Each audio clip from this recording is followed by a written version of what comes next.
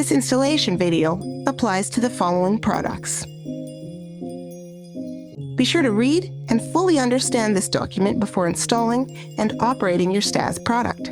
Failure to do so can result in item failure, property damage, or serious injury. Item failure, injury, or property damage due to improper installation is not covered by warranty. Start with installing the bottom frame into your cabinet, installing it 95 millimeters from the front edge.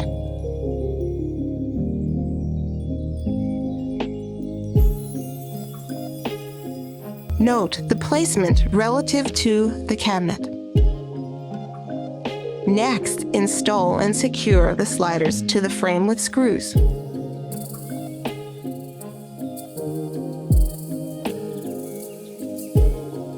Attach the handles by removing the attached screws and screwing them into the frame.